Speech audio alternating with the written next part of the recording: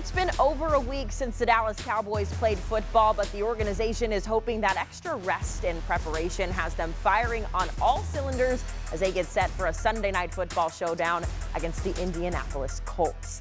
Now, before kickoff, let's get you ready for this week's game here on Cowboys Rewind. I'm Haley Sutton.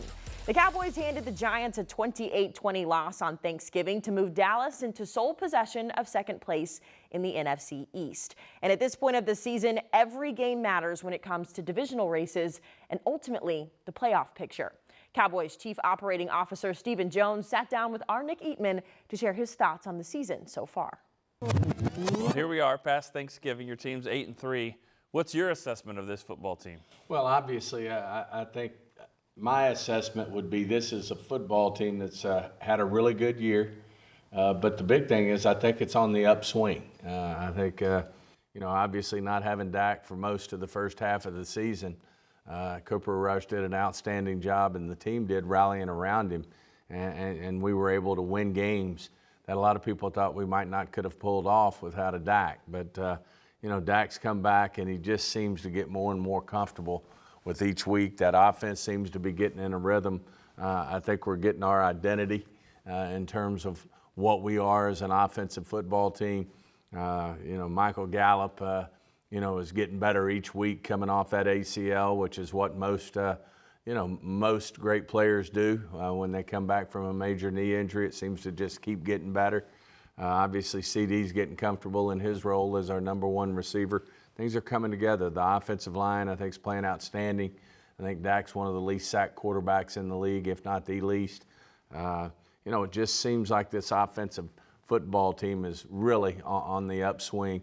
And certainly the defense, other than an aberration here or there, I just think we're getting better too. Do we have things we have to work on? Absolutely. We need to get these penalties under control and out of our game.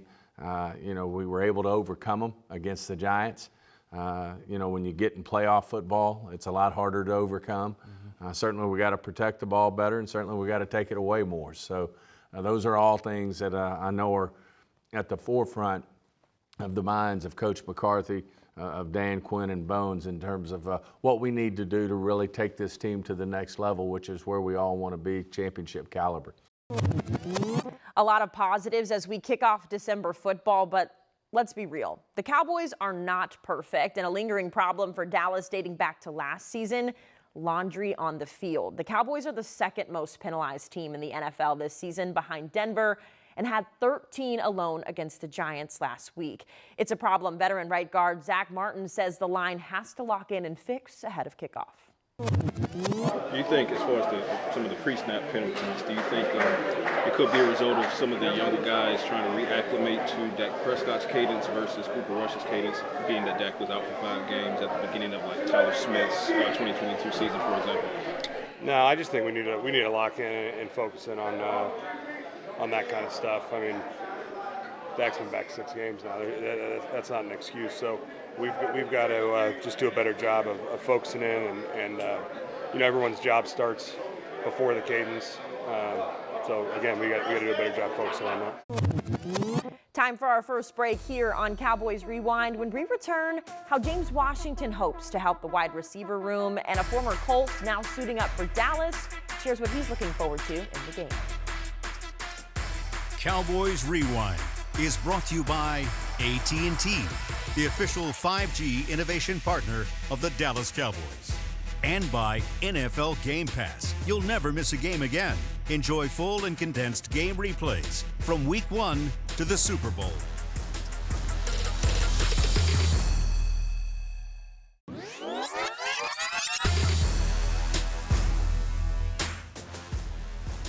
This segment is brought to you by Ashley, the official furniture store of the Dallas Cowboys. For the last 2 weeks, the Dallas Cowboys have been battling more than those penalty yards. An undisclosed illness has been circulating around the locker room, most recently affecting Trayvon Diggs and Michael Gallup. Luckily for Gallup, if he's unable to go, James Washington is ready for his name to be called. The former Steeler joined the Cowboys this season, but has yet to play in a game since injuring his foot during training camp. Well, Washington's 21-day window was officially activated this week. What's it been like watching this team get it done? But I know it's got to be frustrating at the same time, that balance for you as you've been on the side. It's been a lot of fun watching them, do what they love to do, and that's win. But for me, it sucked. I hate watching it on TV. I'd rather be out there with them.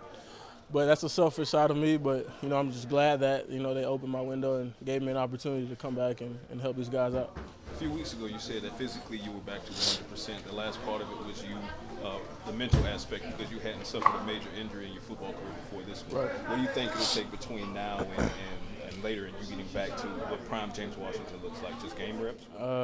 Just gain reps and continuing with the faith, Just believing in it, and God got me the whole way, and my brothers have been with me every step of the way. Keeping my head up, keeping me in the game, and keeping me involved as a team. Feels good coming off of your first practice with the team. Feels good. I felt great. It felt great every step of the way. What have you learned about yourself, coming back from this kind of injury? That I'm more mentally stronger than I thought I was. It was hard at first, but. Like I said, a lot of these guys around here just kept the spirit up, as well as my family, wife, everybody else. They did their part and kept my head up. Meanwhile, Sunday's game against the Colts will mark a makeshift homecoming for another relatively new face for the Cowboys. For the first time since joining Dallas, safety Malik Hooker will face his former team. It's something he's looking forward to, but still has his eyes on the prize. We are here with Malik Hooker. Malik, I want to kind of take you back to the beginning of our conversation that we were having. Obviously, your return to Indianapolis, you mentioned it was going to be bittersweet. But the transition period from going from one team where you're drafted, that's kind of where you found your home for a few years, to making the transition to a new team, you're learning a new defense, you're building that chemistry. Can you just talk about what that process was like for you?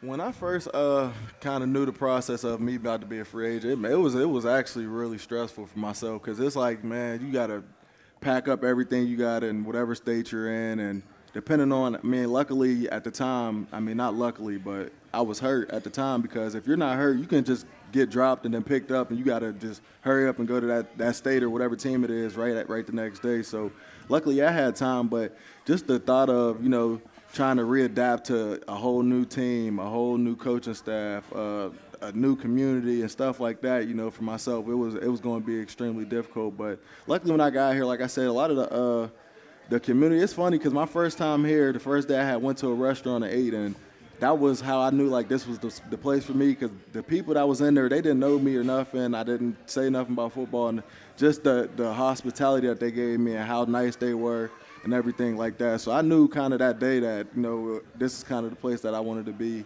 and that I wanted to be here for a long term. So then after being here for a year and kind of meeting the guys and, being out in the community and doing a little bit of stuff like that, it's like, man, Dallas is a different place, like hospitality-wise, food-wise. Like, I love Dallas. My family come to love Dallas. And I should have listened to my lady, because she brought it up before we got down here. What'd you say? It's funny because we always listen to them, by the way. You're right. Because she wanted to move down here, and I was like, I don't know, because we had like the storm down here not too long ago. I'm like, I don't know, but I ended up getting down here still, and now it's like we might be here long term. So it all worked out in the end. Be sure to join us on Pregame Live. Before the game, I spoke with Hooker about his journey to Dallas and battling through adversity early in his career.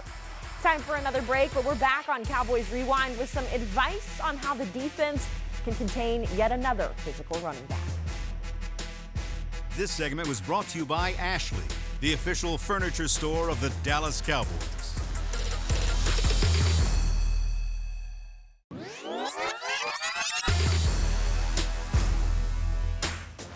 In recent weeks, the Cowboys have made light work of both Dalvin Cook and Saquon Barkley, but no time to rest for a team still looking to polish that run defense. The Cowboys will have to contend with Jonathan Taylor, a guy who's 10th in the NFL in rushing yards.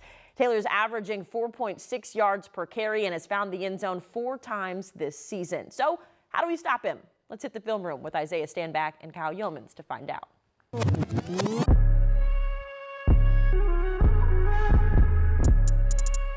Hey there, Cowboys Nation. Welcome into Film Room, presented by Hyperice from the Star in Frisco. A little bit of extra time off for the Dallas Cowboys, but not from the film. As we welcome in Isaiah Stanback, our resident Super Bowl champion here on DallasCowboys.com. I'm Kyle Yeomans, taking a deep dive into the Indianapolis Colts. This is a team coming in at 4-7-1, and while they only have the 4 wins, Cowboys have 8 of those.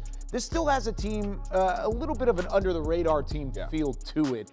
Why are they so dangerous, and how could they exploit the Cowboys? Well, there's one dude on this team that you better be concerned about, and he's on the offensive side of the ball. He just happens to play the running back position, and his name is Jonathan Taylor. Yeah. He is one of the league's best running backs, has been for a number of years, and they have invested an adequate amount of money into this offensive line. It hasn't been talked about enough. These guys do a relatively good job, and they give him a lot of options. But he's not like one of the backs that we've talked about in the past. We faced some of the Dalvin Cooks. We faced some of the Saquon Barkley. Some of these guys that like to get outside and hit the outside strip. This guy likes to go vertical. Even when he has options to go backside and go outside, he wants to come downhill. We're gonna show you guys a perfect example right here. He's gonna see him right in the backfield, and he's gonna push this ball. He's gonna go front side. You're gonna see later on, he's gonna have an option to go backside, but he's not gonna choose that. He wants to go vertical and get a little bit of contact. So we're gonna go right here off the ball, boom. Obviously, actually, did you see the guard actually gets beat here, okay? He gets beat, the guy's coming backside. Jonathan Taylor's doing a good job of pushing the ball, front side, trusting his blockers. You guys see it here, he avoids the first guy. Now, as soon as this offensive lineman blocks him right here on the backside, you guys gonna see he has the option that presents itself. Go ahead and play it through.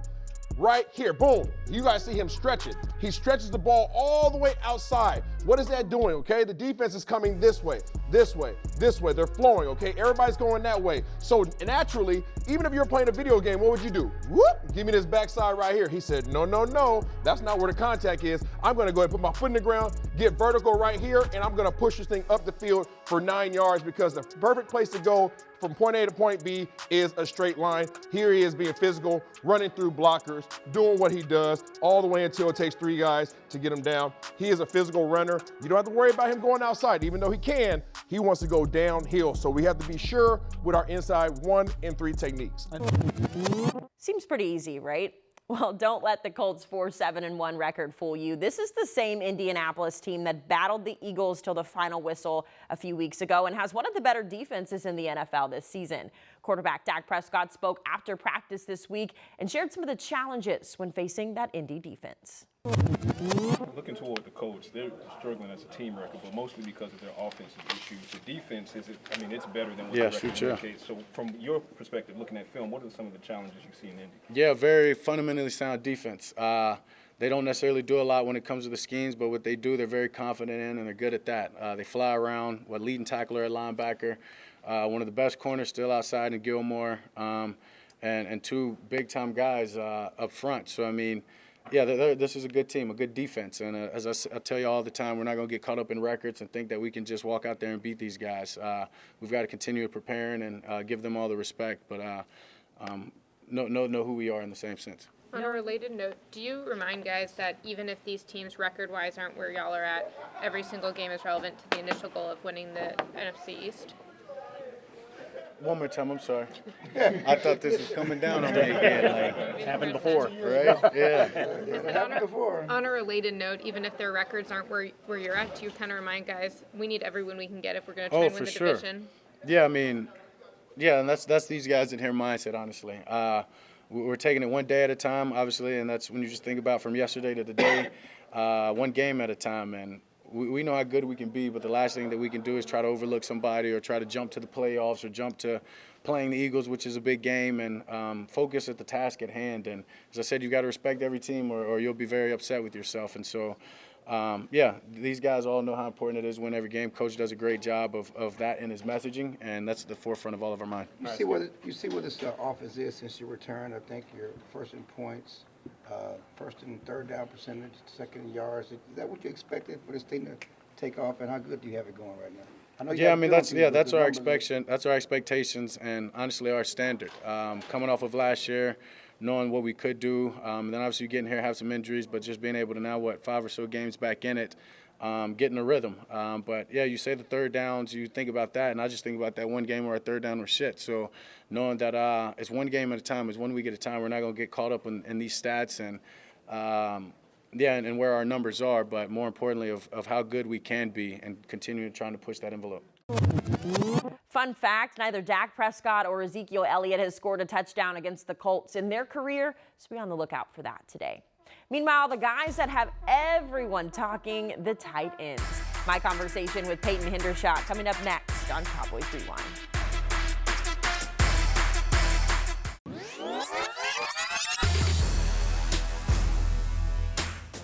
Well, they've been the talk of the town since stepping out in their Miami Vice-inspired outfits at the inaugural season kickoff event earlier this summer. Rookie tight ends Jake Ferguson and Peyton Hendershot are so much more. Been a good time, though. Hendershot, who was signed as an undrafted free agent after the draft, scored his second touchdown of the season last week. But it was what happened after the score that had everyone talking. I sat down with number 89 to learn the inspiration behind the now viral whack-a-mole celebration. Kansas City Chiefs, they had wanted me too, and so I kind of already worked out the deal with Kansas City that I was going to go there. Well, Dove called me, and dude, like, I'm the one going to be coaching you. Like, you're going to be good. Just come here and trust me. Right when he said that, I hung up the phone. Andy Reid literally called 5 minutes later. I said, Coach, I already told Dallas I'm going there. I'm not coming. Peyton. How you doing? Good. I am excited to have this conversation. You're someone who I've wanted to have on this show for a minute, so I'm glad we're getting you when we do. So thanks for being with us. Thank you. Right off the top, we were talking about it on our way over here. You are somebody who's just a hidden gem for this organization. You are so humble, and you have been such an impact player for this organization already. How's your experience been so far? You know, it's been nothing but a blessing.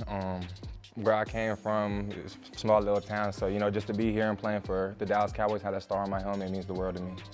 You have 2 touchdowns this season. We talked earlier, you technically have 3, but Jake Ferguson, right? You'll have to go look at my old story to get that one. But a rushing touchdown and a receiving touchdown, it's pretty rare for this franchise. I think you're the 4th player to do that. First question, how does that feel? Second question, which one did you like better? It felt great, but I'd have to say the Thanksgiving one because it had all 4 of us in there. And it just, you know, it's awesome celebrating with all your guys because it was an easy walk-in touchdown. I didn't really do nothing particular to get us down to there. So it was kind of, you know what I'm saying, that's a team touchdown. So it's cool to celebrate with everybody in there on Thanksgiving. And that is the thing that everybody has been talking about, that whack-a-mole celebration. And he's going to jump in the Salvation Army kettle. So's everyone. I'm sure you've been asked about it 100 times. Yep. But take us back, because Dak told us after the game that you guys went to Dak to get the permission from your commander. So walk me through the process of planning that out and then doing it. Well, we had heard how Zeke had got a fine, and he also had got a penalty. So, you know, you're like, if it's a close game, we didn't want to get in trouble or nothing for getting a penalty or something. So we went up to Zach, and he said, first off, with the fines and the money, you know, me being undrafted and all this, I was like, I didn't want to. He's like, I'll help out with the money, and also, but just be up 2 touchdowns in case you guys get a penalty, so it'll be good. So it worked out perfectly. We were up touchdown when I got it, and so I scored, put us up 2 touchdowns, and the rest was history. Where on earth did you get the idea? Like, what was the planning process? This is all Ferg. Ferg is the creative guy, and so we were just, you know, we knew all 4 tight ends were going to be in the game, and we just like, we got to do something with all 4 tight ends because never is that ever in the game. So that's what he came up with, and, you know, it stuck, and I think everybody loved it. You can watch my full interview with Peyton on our website, DallasCowboys.com. Time for our final timeout here on Cowboys Rewind. We wrap up our show with a special cause for one young rookie right after this.